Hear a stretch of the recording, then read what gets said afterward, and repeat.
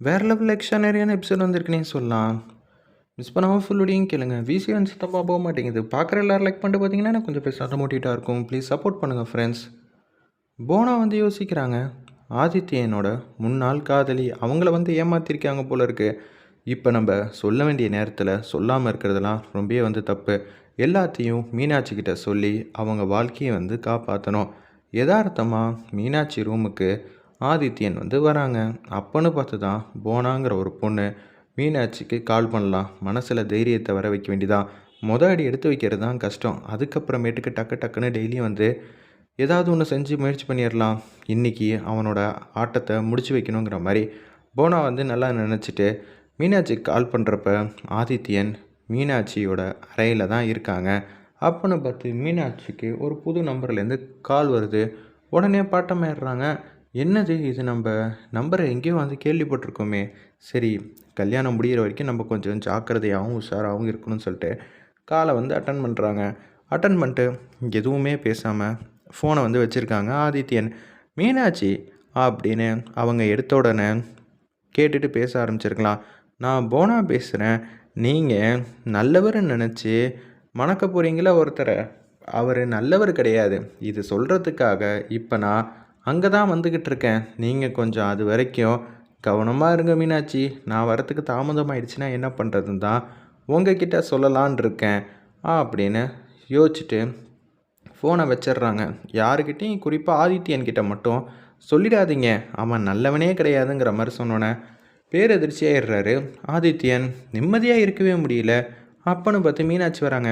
நீங்கள் என்ன பண்ணிகிட்டு இருக்கீங்க என் ரூமில்? அப்படியெல்லாம் ஒன்றும் இல்லைன்னு சொல்லிட்டு ஃபோனை சைலண்ட்டில் போட்டு மீனாட்சியோட ஃபோனை அப்படியே தெரியாமல் எடுத்து வச்சுக்கிறாப்புல ஆதித்யன். என் ஃபோன் இங்கே தான் இருந்துச்சு பார்த்தீங்களா? ஃபோன்லாம் இருக்கட்டும், என்னை காணுன்ட்டு சொல்லிட்டு தானே நீங்கள் இங்கே வந்தீங்க. வாங்குங்க போகலாம். இல்லைங்க, ஃபோன் ரொம்ப முக்கியம் அப்படின்னு சொல்லும்போது, இனிமேட்டுக்கு இந்த ஃபோன் என்கிட்ட இருந்துச்சுன்னா நான் மாட்டிப்பேன். என் ரூமில் வைக்கிறது தான் கரெக்டு. ஒரு நிமிஷம் இருங்க மீனாட்சின்னு சொல்லிட்டு ஃபோன் எடுத்து ஒரு ட்ராயரில் வச்சுட்டு அப்படியே வெளியில் வந்து வந்துடுறாங்க. மீனாட்சிக்கு இப்போதைக்கு கல்யாணம் முடிகிற வரைக்கும் இந்த ஃபோன் அங்கே போகவே கூடாது. நம்ம தான் உஷாராக கவனமாகவும் இருக்கணுங்கிற மாதிரி ஆதித்யன் கேவலமாக வந்து யோசிச்சுட்டு அப்படியே வராங்க. வா போகலான்னு சொல்லிட்டு அப்படியே ஃபஸ்ட்டு ஸ்டேஜுக்கு மீனாட்சி தான் வராங்க. ஜீவாவுக்கு நல்லாவே வந்து தெரியுது ஏதோ ஒரு விஷயத்தில் என்னமோ ஒன்று நடந்துக்கிட்டு இருக்குன்னு. ஆனால் அது என்ன ஏதுன்னு தெரியலையே அப்படின்னு சொல்லி ஜீவாவை வந்து பார்க்குறாங்க ஆதித்யனை. ஏதோ இவங்கிட்ட ஒரு குழப்பம் இருக்குது. ஒருவேளை அவன் வந்துட்டா மீனாட்சியை நான் மணக்க முடியாமல் போயிடுமே. அது கண்டிப்பாக வந்து நடக்கவே கூடாது. ஏதாவது ஒன்று பண்ணியே ஆகணும். என்ன பண்ணலாம் அப்படின்னு சொல்லி யோசிக்கும்போது தான் ஸ்டேஜுக்கு வரத்துக்கு கொஞ்சம் நேரத்துக்கு முன்னாடி தான், டேய் இது மாதிரி போனாங்கிற ஒரு பொண்ணு இங்கே வரப்போகிறா, நீங்கள் தாண்டா வந்து அதிரடி பண்ணியே ஆகணும் அப்படின்னு சொல்லியிருக்காரு போல இருக்குது ஆதித்யன். உடனே அந்த இடத்துல அவங்களும் வந்து சரிண்ணே நீங்கள் சொன்னபடியே நாங்களும் வந்து பார்த்துக்குறோன்னு யோசிச்சுட்ருக்காங்க அவங்களோட அசிஸ்டண்ட் எல்லாம். டேய் சார் இப்போ தான் ஃபோன் பண்ணியிருக்காரு. அவருக்கு எதிராக யாரோ பேசுகிறதுக்காக ஒரு பொண்ணு வரப்போதான். இந்த ரூட்டு வழியாக தான் வரப்போகுது. நம்ம தான் கொஞ்சம் கவனமாக இருக்கணும் அப்படின்னு சொல்லி அவங்க எல்லோரும் வந்து திட்டம் போட்டுட்ருக்காங்க. ஜீவா வந்து பார்க்க இவங்கிட்ட ஏதோ ஒரு சந்தேகம் இருக்குது. ஏதோ ஒரு விஷயத்தில் சிக்கியிருக்கான் போல இருக்குது. அதனால தான் இவ்வளோ பட்டமாக இருக்கான். ஜீவா கிட்ட கேட்குறாங்க மீனாட்சி, என்ன ஆச்சு? நீங்கள் இவ்வளோ கவலையாக இருக்கீங்க? அதெல்லாம் ஒன்றும் இல்லை, சும்மா தான் அப்படின்னு சொல்லி சமாளிச்சுக்கிட்டு இருக்காங்க. அந்த இடத்துல ஆதித்யன் அப்பன்னு பார்த்து ஜீவா இங்கே தானே இருக்கான்னு சொல்லி பார்க்குறாங்க. ஜீவாவும் இங்கே தான் இருக்காங்கங்கிற விஷயத்தையும் தெரிஞ்சுக்கிறாங்க. நமக்கு குடைச்சல் கொடுக்கறது இந்த ஜீவா தான். அவன் நம்ம எதிர நிற்கும்போது கவலை இல்லை. கண்டிப்பாக மீனாட்சியோட ஃபோனுக்கு அந்த போனா வந்து கால் பண்ணுவாளே, அதை யாரும் அட்டன் பண்ணக்கூடாது அப்படின்னு சொல்லி யோசிச்சுட்ருக்கிறப்ப, சரி இவன் ரூமுக்கு போய் பார்க்கலான்னு நம்ம ஜீவா புத்திசாலித்தனமாக வந்து முடிவு பண்ணிவிட்டு அப்படியே மாப்பிள்ளையோட ரூமுக்கு வந்து போகிறாப்புல நம்ம ஜீவா. அங்கே போய் பார்க்குறாங்க. சுற்றி முற்றி வந்து பார்க்குறாங்க. என்னமோ ஒரு விஷயம் தப்பாக இருக்குது. என்னவா இருக்கும்னு சொல்லிட்டு தேடிக்கிட்டே இருக்கிறப்ப திருப்பியும் போனா வந்து மீனாட்சி கால் பண்ணலான் இருக்காங்க. இப்போ மீனாட்சியோட ஃபோன் ஆதித்யன் கிட்ட அவரோட ரூமில் இருக்குது. அதிர்ஷ்டவசமாக நம்ம ஜீவாவும் அங்கே தான் இருக்காப்புல. செம கோஇன்சிடெண்ட்டாக சூப்பராக வந்து கொண்டு போகிறாங்கன்னே சொல்லலாம் அந்த சீன்லாம். போனா வந்து கால் பண்ணுறாங்க திருப்பியும். நான் போனா இந்த ஆதித்யன் இருக்கான்ல அப்படின்னு சொல்லி பேசலான்னு வரப்ப, ஏய் அந்த பொண்ணு தான்டா, அந்த பொண்ணை பேச விடக்கூடாதுன்னு நம்ம சார் வந்து சொல்லியிருக்காரு. பேச விடாமல் பண்ணலான்னு சொல்லிட்டு வேக வேகமாக வராங்க. அந்த இடத்துல அவங்களோட அசிஸ்டண்ட்லாம் பின்பக்கமாக போய் அவங்கள பேச விடாமல் தடுத்துடுறாங்க. என்னது இவ்வளோ நேரம் ஜீவா இங்கே தான் இருந்தான், அவனை எப்படி நம்ம மிஸ் பண்ணோம், அவன் இப்போ எங்கே போயிருப்பான், ஒரு வேளை என்னோடய ரூமுக்கு போயிருப்பானா, கண்டிப்பாக அவன் அங்கே தான் போயிருப்பான், அவனை பற்றி எனக்கு நல்லாவே தெரியும், நமக்கு எதிராக வந்து மூவ் பண்ணுறதில்ல, அவனை விட்டால் வேறு ஆளே கிடையாது, எத்தனையோ பேரை வந்து சமாளிச்சிருக்கோம், ஆனால் இவன் நமக்கு ரொம்பவே வந்து கஷ்டத்தை வந்து ஏற்படுத்துகிறானே அப்படின்னு சொல்லி யோசிச்சுட்டு அவங்க மாட்டுக்கு போகிறாங்க.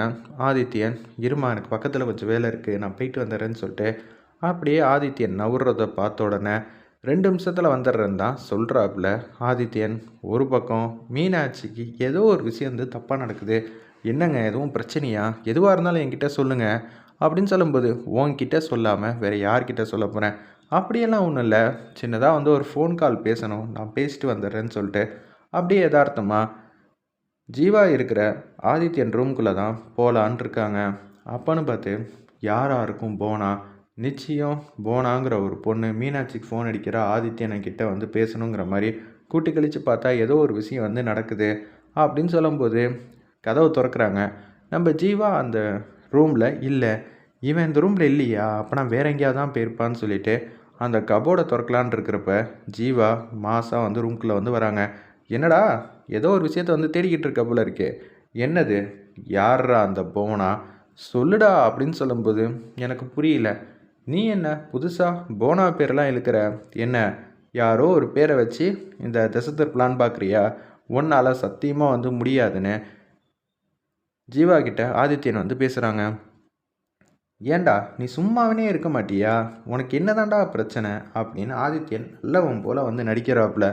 உடனே டேய், உனக்கு போனாக்கும் என்ன சம்மந்தம் இருக்குன்னு எனக்கு நல்லாவே தெரியுது, அதெல்லாம் இருக்கட்டும், மீனாட்சியோட ஃபோன் ஓ ரூமில் எப்படி இங்கே வந்துச்சு, அப்போனா மீனாட்சிக்கு அந்த பொண்ணை ஃபோன் அடித்து பேசியிருக்காப்புல, அப்படி இருக்கிற சூழ்நிலையில் நீ ஃபோன் எடுத்து வச்சுருக்கனா உன் ஆளுங்களை அங்கே அனுப்பிச்சி வச்சியா அப்படின்னு டேரெக்டாக கேட்டோன்னே இவரால் பதில் சொல்ல முடியல. நடந்த விஷயத்த நேரில் கேட்ட மாதிரி பாட்டப்பட்டுக்கிட்டு வந்து பேசுகிறாங்க. ஏய் ஏய் என்ன இந்த விஷயத்த வந்து மீனாட்சிக்கிட்ட வந்து சொல்லுவியா அப்படின்னு தடுமாற்றத்தோட திக்கி திக்கி வந்து பேசுகிறாப்புல.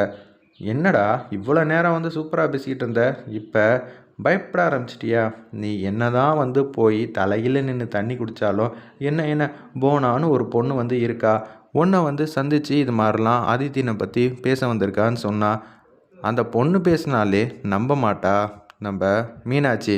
அப்படி இருக்கும்போது நீ எல்லாம் என்ன சொன்னாலும் 10 பைசா கூட பிரயோஜனம் இல்லை. ஏய் ஏய் அப்படின்னு சொல்லி கத்துறாங்க நம்ம ஜீவா.